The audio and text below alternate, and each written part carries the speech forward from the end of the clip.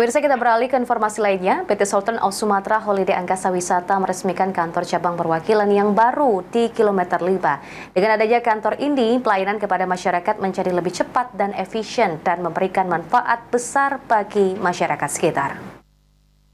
Bercurah kepada keluarga, para sahabat juga.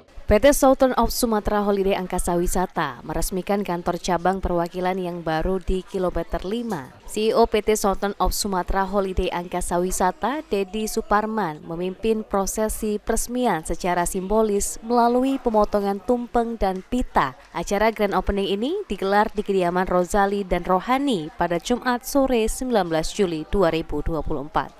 Harapan saya di bukannya kantor cabang Holiday Angkasa Wisata di Kilometer 5 yang kita baru resmikan sore hari ini ya, tepat di hari Jumat ini, dapat membantu masyarakat di Kilometer 5 dan sekitarnya, khususnya Kota Madia Palembang, tidak usah repot-repot lagi datang jauh-jauh ke kantor pusat untuk mendaftar perjalanan ibadah umroh.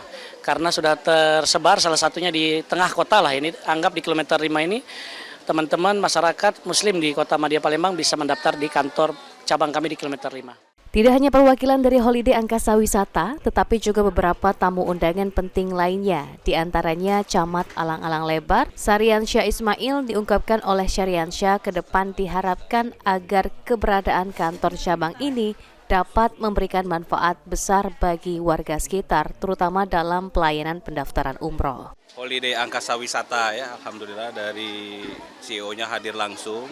Harapan kami untuk di wilayah Kecamatan Alang-Alang Lebar, umumnya Kota Palembang, ya bisa membantulah umat muslim yang ada di Kota Palembang untuk melaksanakan perjalanan ibadah umroh.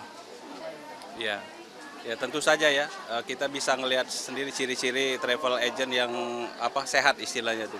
Keberangkatannya ini kami dapat informasi bahwa setiap minggu ada keberangkatan ke Tanah Suci. Sungguh luar biasa sekali.